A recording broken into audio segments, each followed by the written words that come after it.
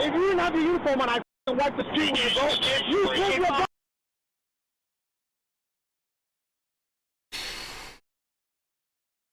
What?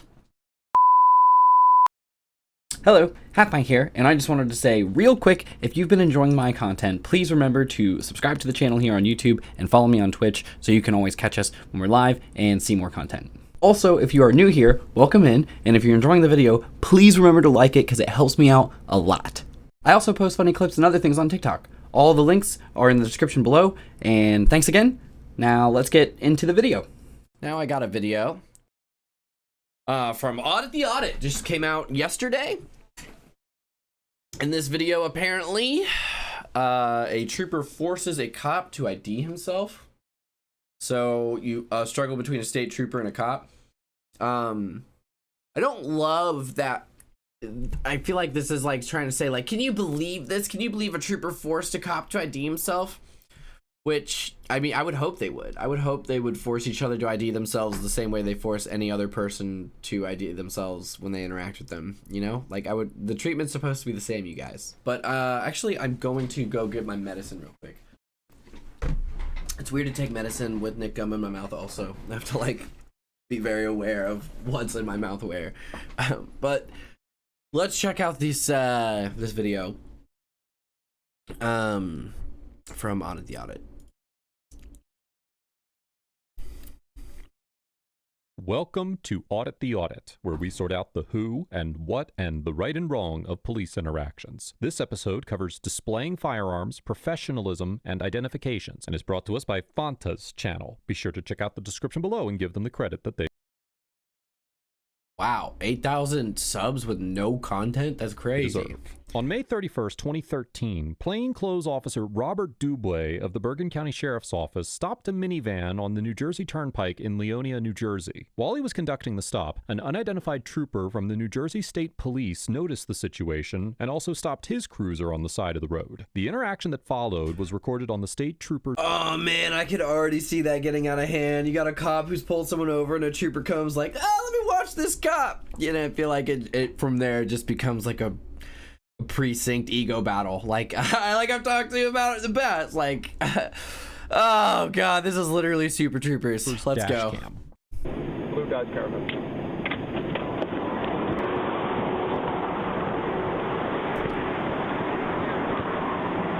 Yo! Why did he get his gun out? I want to see ID from you. From you. Right in there. Well, County Police. Alright, right there. Don't do that shit, brother. Mouth. I'll do it if I want to. I want picture ID. This video sounds terrible. You're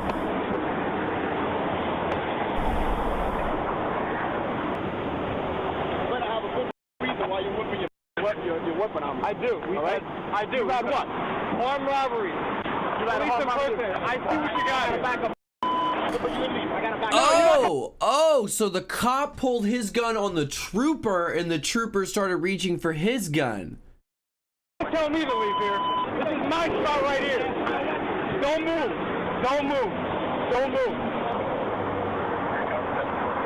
The state trooper draws his handgun and approaches Officer Dubois, later claiming he had unholstered his firearm because of a series of recent armed robbery carjackings where the suspect. Okay, so never mind, I had that backwards. The trooper pulled his gun on the cop and the cop was saying, you better have a damn good reason for pulling your gun on me. That's crazy. That is crazy. That is crazy how upset he is that someone pointed a gun at him. That is wild. Look at this cop. You better have a damn good reason of pointing your gun at me. How many times have we seen videos of them pointing the gun at people right off the rip? And everyone's like, oh, but it's understandable because they might be scared. What? I can't imagine. I can't imagine spending a lot of my day pointing my gun at people and then being furious when someone points a gun at me. What? And then insisting that, like, when I do it, it's fine still. What? impersonated police officers. According to the New Jersey Attorney General's use of force policy for the year 2000, which appears to have been in place at the time of the incident, quote, a law enforcement officer shall not unholster or exhibit a firearm except under any of the following circumstances: for maintenance of the firearm, to secure the firearm, during training exercises, practice, or qualification with the firearm, when circumstances create a reasonable belief that it may be necessary for the officer to use the firearm, when circumstances create a reasonable belief that display of a firearm as an element of constructive authority helps establish or maintain control in a potentially dangerous situation in an effort to discourage resistance and ensure officer safety. Well, okay, so that I feel like that basically boils down to a cop can point a gun at whoever they want. Like, what the f***? Because obviously, if you point a gun at someone, they're going to listen to you, or they're more likely to listen to you. And that last one basically said, if you believe that pointing a gun will be constructive in getting a person to listen to you, then you can point a gun at them. And that's great. So they can point a gun at whoever they want. And then the second this guy gets a gun pointed at him by another cop, which is apparently legal because if he feels there's a need to, he can point it at him, even though he's a cop. All of a sudden, he sees the problem. He's like, you better have a good reason for pointing your weapon at me. Dude, get out of here. As the policy also explains, quote, constructive authority... Like, obviously it's f***ed up. It's not cool at all. But, like, it just bothers me that, like, how angry he is and how in his face he is about it, where, if a person said that, oh my god. Like, if, a regular person said, like, you better have a damn good reason for pointing your weapon at me. I mean, how many times do they shoot people that don't even have a freaking weapon, dude? Not involve actual physical contact with the subject, but involves the use of the law enforcement officer's authority to exert control over a subject. Examples include verbal commands, gestures, warnings, and unholstering a weapon. Pointing a firearm at a subject is an element of constructive authority to be used only in appropriate situations. The current version of the New Jersey Attorney General's but what defines an appropriate situation? Are they leaving that up to circumstantial to, like, be reviewed for each case? Because, like, if you don't even provide any sort of outlines of what an appropriate circumstance is, then it's up for interpretation. And yeah, you can review it later once there's a case, but hear me out, there might be less cases if we have some sort of guideline or example, you know? Because right now it's up to every individual officer who happens to be aware of this law. Assuming they aren't. I mean, they probably have to be aware of it for, like, their test thing, I hope. But we're relying on each individual officer's interpretation of that, that can vary greatly. Use of force policy, which was published in April 2022, includes a very similar definition of constructive authority, but clarifies that, quote, constructive authority is not considered a use of force because it does not involve physical contact with the subject. The updated policy also includes revised rules for when an officer... I don't feel like that's true.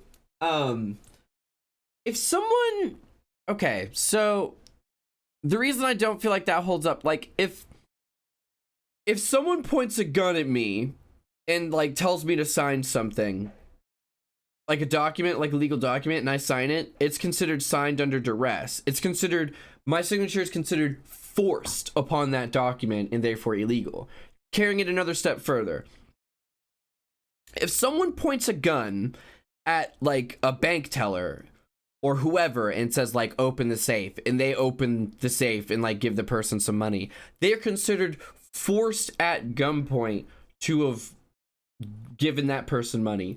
So how come when an officer points a gun at a person and tells them to do something, it's not considered forced to do it? Because the implication there is, if you don't do this thing, I am going to shoot you with my firearm and probably kill you. Like, how is that not considered force? That is, like, the definition. It doesn't get much more forceful than that. Like, we're not even talking about I will physically make your body do the thing I want. We're talking I will end your life and your ability to do things if you do not cooperate with my statement.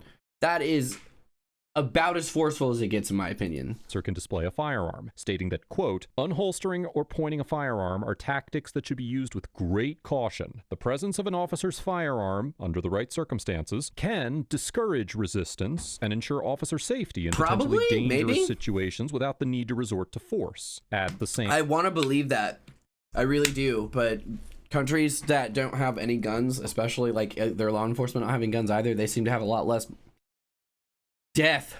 Same time, however, unnecessarily or prematurely drawing a firearm could limit an officer's options in controlling a situation. Could It could even escalate. Yes, create greater anxiety. Exactly. Like what if the presence of a firearm is actually what escalates things and makes people get more scared, more backed into a corner, and react more unpredictably?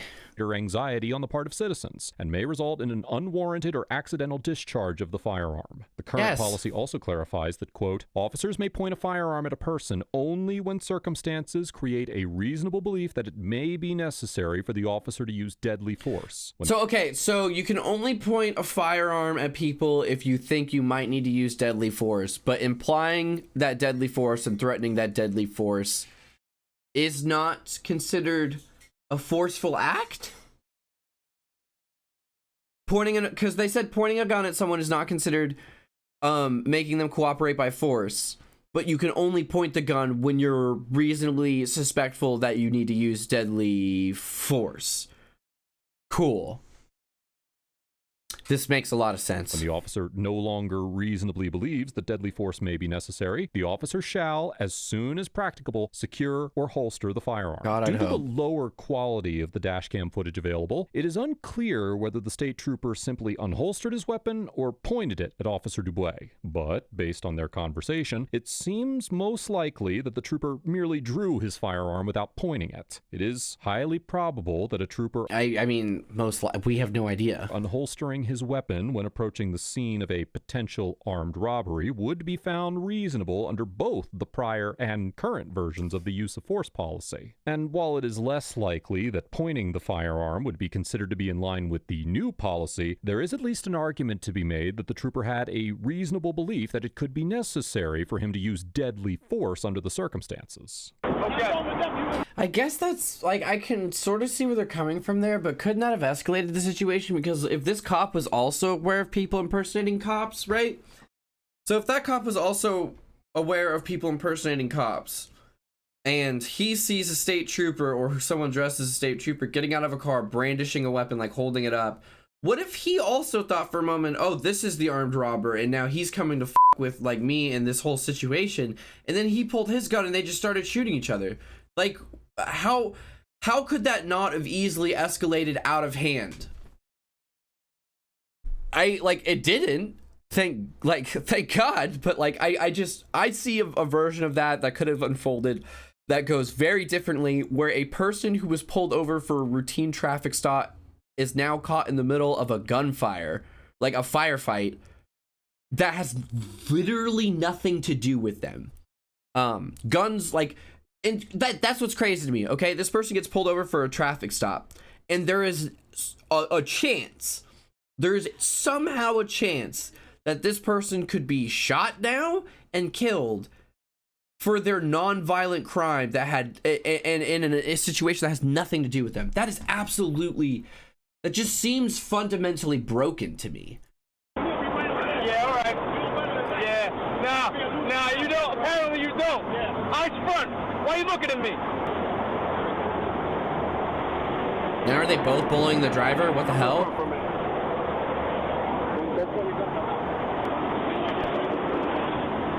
Who the hell are you? Yeah, bull. I work here. I work. Why, you mother? Who the hell are these people? Get out of here.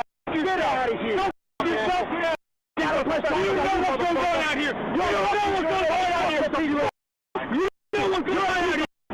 Oh, this is awesome. Oh, this is awesome. The only part about this that sucks is this poor unfortunate person that's just stuck in their car next to this giant ego fight. But this is awesome. This is a nice look at how ego corrupts this sort of work often. It's a nice sort of look at how sometimes things escalate for no good reason other than people personally feeling vindictive or small. This situation, they're both trained to de-escalate situations, right? They're both told that their priority is to make things de-escalate and handle things as professionally and quickly and whatever is possible, you know, make sure people are safe and just get things done.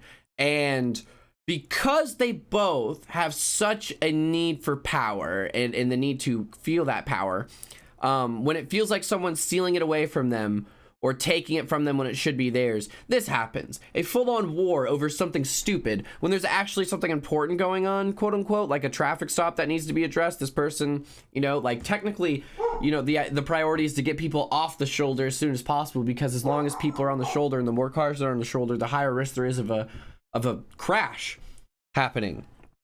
There's lots of reasons why this is a fascinating look into, you know, what it actually plays out like with real individuals being officers. Because if a real individual starts to feel insecure or attacked or threatened, and they don't have proper training or they don't actually use their training, they can easily walk around making situations worse like this, even with other law enforcement officers.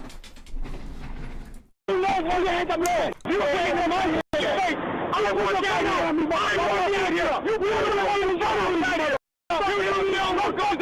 God.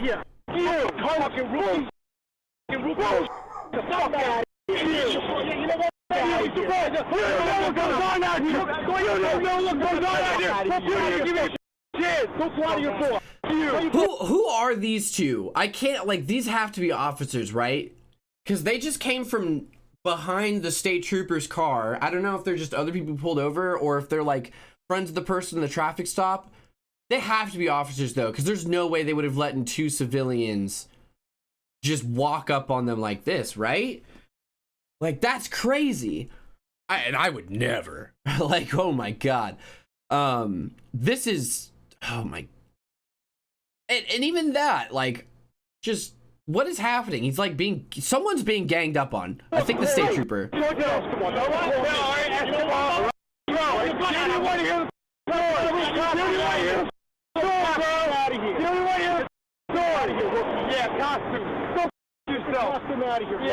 Sergeant Gabriel Escobar arrives at the stop, and although it is difficult to determine who's saying what on the dashcam footage, all three officers appear to scream profanities at each other for an extended period of time. While neither the New Jersey State Police Department nor the Bergen County Sheriff's Office has made their Oh, I forgot this was in Jersey. Yeah, that's pretty Jersey.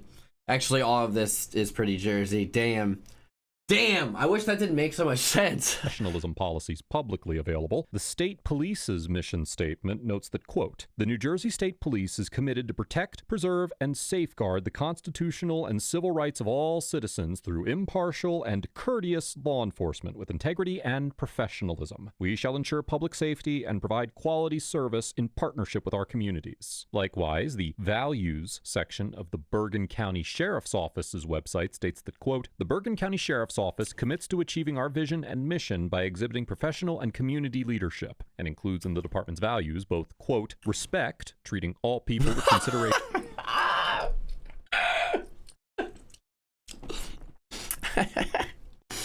What a joke. And I like how it's being presented like this is one shining example, one unique example of them being disrespectful. Okay. Dignity and fairness, and professionalism, dedicated to providing superior service through innovation, collaboration, and partnerships. Similarly, Rule 4.10.1 of the New Jersey Division of Criminal Justice Model Rules and Regulations requires that, quote, employees shall be courteous and orderly in their dealings with the public. They shall perform their duties politely, avoiding profane language, and shall always remain calm regardless of provocation. Well, that says avoiding, okay? Some things can't be avoided, but the calm thing, yeah, you got him there. I don't think anyone there was calm. They were, I like, it was a 240p video, but I could still see all the forehead veins. I could feel that, like the forehead veins were actually bulging off my computer screen. That's how, like, my non-3D monitor turned 3D for a moment in a 240p video because of the sheer amount of blood that was in their forehead veins. identification. Although this rule is specifically aimed at dealings with the public rather than with other law enforcement agencies, and the actual policies of the departments involved are not publicly available, it seems a safe assumption that screaming profanities at an officer from another police agency would violate the tenets of professionalism required of both the state trooper and the county officers. You put your gun on me, scumbag! You want to scumbag? You! If you didn't have your uniform on, I'd wipe the street with you, bro. You put your gun.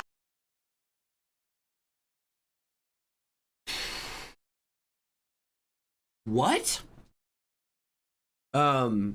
What? Is that, wait, if you didn't have your uniform, I'd wipe the street with you, bro. Okay. So, several things there. One, okay, so you're a civilian would be treated differently. Love hearing that. Always love hearing that. Like, if you weren't a cop and you didn't have special cop powers, then you would be in a lot of trouble right now. Two, that was a threat. Like, and that didn't even seem like a law enforcement threat. Like, I'd be arresting you and charging you, which is even worse. It'd be like, if you didn't have a uniform on, I would be like beating the shit out of you, or like something like that. Like, that's what? Was he fired? On me. Who's that police scumbag? What the do I look like you? Arrested for 3 of them in the last month. 3 of them in unmarked cars. Arrested police impersonators. So don't come out here rocking a uniform. You're better than anybody. You know who I am. Really? You know who I am. I don't know who you are. Do my ID. Arrested police impersonators. That's best, bro. Do they have this? Did I see that when I first walked in? But you saw it afterwards, scumbag. What, did I have my gun out after I saw that? Did I throw you out? Arrest the police impersonator. That's right. It's a rookie move. It's a rookie move. You know who I am. The state trooper claims weird. that he demanded Officer Dubois' identification because of the recent string of robberies involving police impersonators. In general, there is no obligation under New Jersey law for an individual to identify themselves to the police, even if the officer has reasonable suspicion to detain them. New Jersey does not have a stop and identify law, and courts have determined that the state's obstruction statute, which is codified in Section 2C 29-1 of the New Jersey Code, does not criminalize an individual's refusal to identify themselves. Wow, shout out to New Jersey, honestly. Damn. Statute states that, quote, a person commits an offense if he purposely obstructs, impairs, or perverts the administration of law or other governmental function, or prevents or attempts to prevent a public servant from lawfully performing an official function by means of flight, intimidation, force, violence, or physical interference or obstacle, or by means of any independently unlawful act. When deciding cases involving this statute, New Jersey courts have consistently determined that individuals cannot be convicted of obstruction unless they take one of the specifically listed physical actions, or they engage in a, quote, independently unlawful act. The Superior Court of the New Jersey Appellate Division held in the 2020 case of Bryant versus Camden County Police Department that an individual could not be convicted under this statute for refusing to show identification to a police officer. That's wild to me. As far as I've understood, basically, like, you can try and refuse to identify yourself to an officer, because if you're not suspected of any crime and you're not doing anything illegal, you don't need to. You shouldn't need to. It's irrelevant. But obviously in a lot of those videos, which some of them are like those sovereign citizenship videos, which those never seem to go well for anyone, they usually hit you with like the, well, I'm now conducting an investigation, so this has become a lawful order, and I need to identify you as part of the investigation, and I need to determine what you were doing and where you were going as part of my investigation.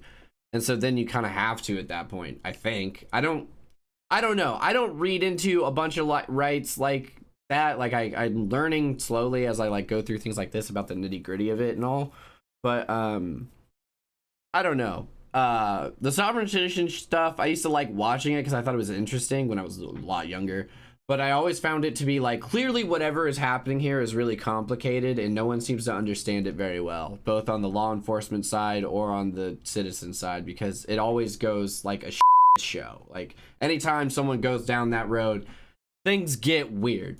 explaining that because the interaction was not initiated on the belief that the suspect had violated a traffic law, he had the right to refuse to turn over his identification. The court explained that, quote, "We do not envision a prudent person would believe there was a reasonable basis to arrest Bryant for obstruction for merely not turning over his identification. Bryant committed no unlawful act to impede the investigation. Nice. To rule otherwise gives law enforcement, without a reasonable basis, the right to demand that a person provide identification and charge that person under the obstruction statute for not complying." Of course, the situation at hand is much more complicated than an officer stopping a civilian on the street, as this interaction occurred between two officers after one officer had conducted a traffic stop. Why does that make it more complicated, though? Can someone explain that to me?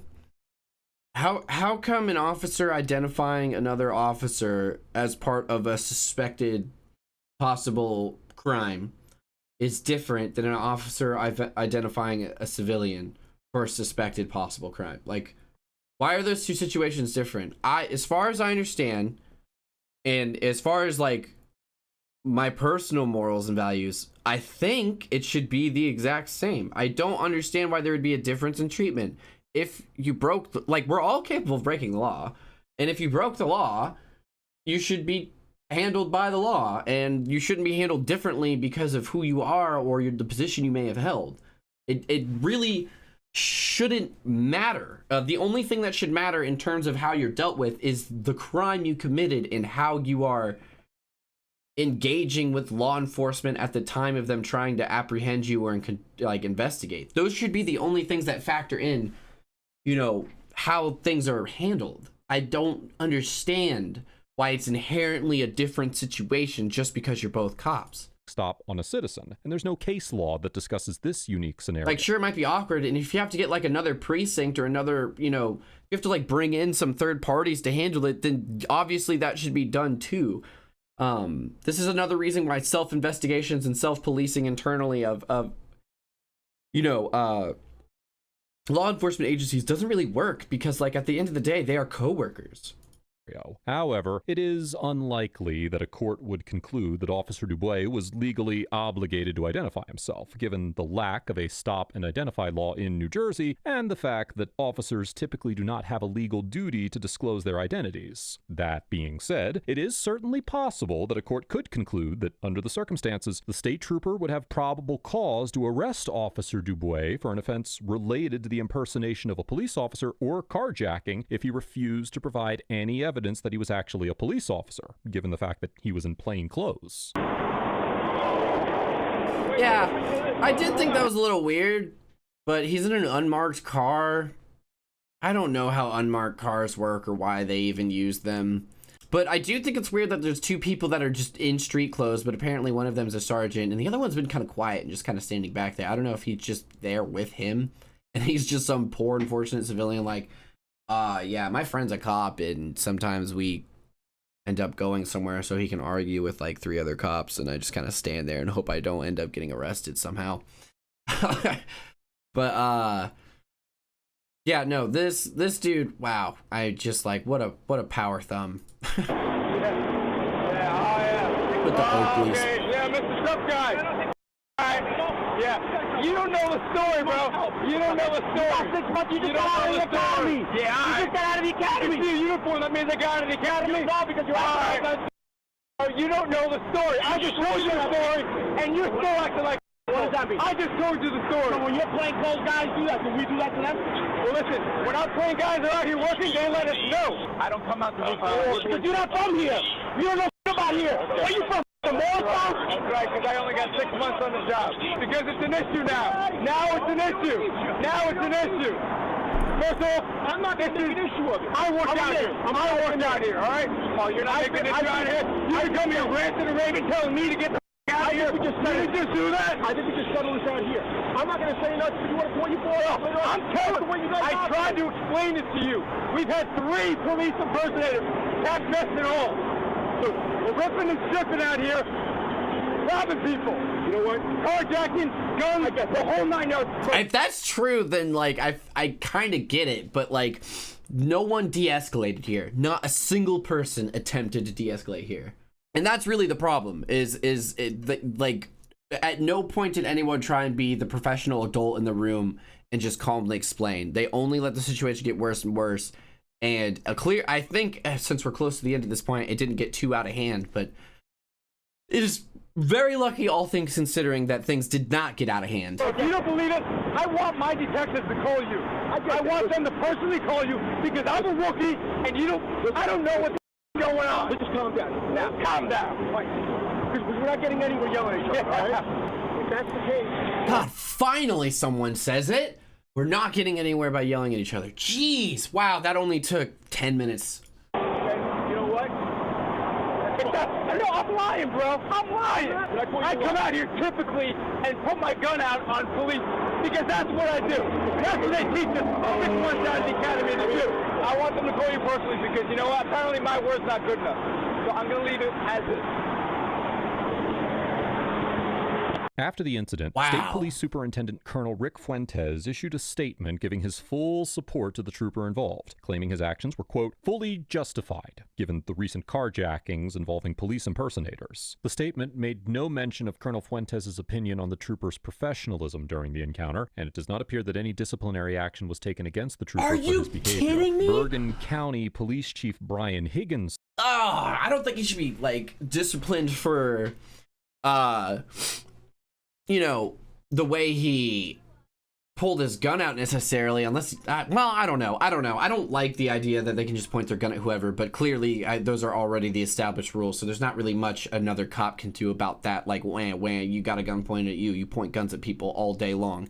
But at the same time, I think there should be some punishment, probably on all sides, for, like, the total lack of de-escalation. No, at no point did anyone, like, actually try and make that situation better until the very end. Stated that his department had reviewed the incident and determined that neither the county officers nor the state trooper was at fault. However, Bergen County Executive Kathleen Donovan's Chief of Staff, Gene Barada, reported that Sergeant Escobar and Officer Dubois did receive some sort of punishment for their actions. She did not release any further details regarding the type of punishment, citing restrictions in the Attorney General's guidelines on internal affairs investigations. Overall, the state trooper gets a C for maintaining an overly aggressive and disrespectful demeanor throughout the encounter, screaming at the Bergen County officers, and repeatedly using profanity and other discourteous language. Oh, he gets a C for cussing, not for, like, you know, possibly endangering the lives. Well, definitely endangering the lives of whoever was pulled over, because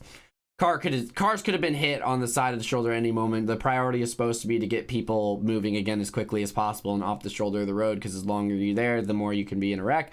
And dose, like, the lack of de-escalation could have put that person's life in risk because there was guns involved at one point in this altercation. So, like,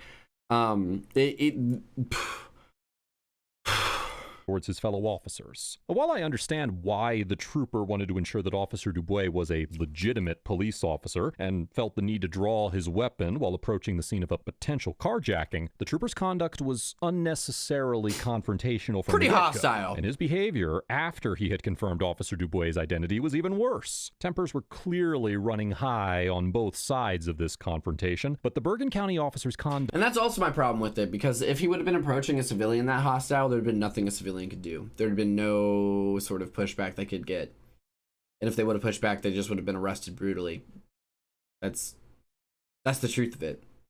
And that's like the biggest problem I have. Why is there that difference? How come a cop actually has a chance to stand up for his own rights and has a chance for them not to be violated, but if I'm not a cop, I basically have to do whatever I'm told, even if it's unlawful or misunderstanding or whatever. And if I don't, then I'm probably going to be hurt, if not killed, by my judge, jury, and executioner. You know, like, that's like fundamentally my problem here. Is we shouldn't have to also be law enforcement officers in order to have a chance at a fair treatment. Conduct does not excuse the state trooper for his extreme breach of professionalism during this interaction, as the New Jersey Division of Criminal Justice Model Rules and Regulations. I mean, one of the cops even said if you weren't a cop right now, I'd be taking you to the floor, basically. So, like,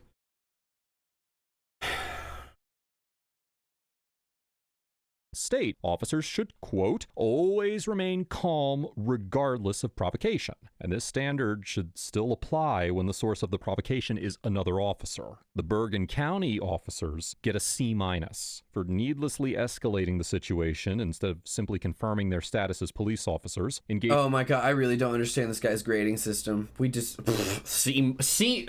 If he got a C, then these guys got a D or an F. What are you talking about? An over-assertive and disrespectful behavior throughout the interaction and screaming at the state trooper for an extended period of time. Although it is understandable that Officer Dubois was offended by the state trooper's demands, particularly given the trooper's aggressive... People get offended all the time at shit cops say to them, but we don't have the chance to react that way, because if we react that way, all of a sudden the floor gets wiped with us, bro. Meaner, and the fact that he unholstered his firearm, the reality is that he was conducting a traffic stop in plain clothes in an unmarked vehicle, and a reasonable officer should be able to understand the trooper's need to confirm his identity. While traffic stops in unmarked vehicles are sometimes legal in New Jersey, this interaction demonstrates the confusion and fear that these practices can cause, and the lack of professionalism exhibited by all of the officers involved in this situation should not be considered acceptable under any circumstances. Let us know if there is an interaction or legal topic.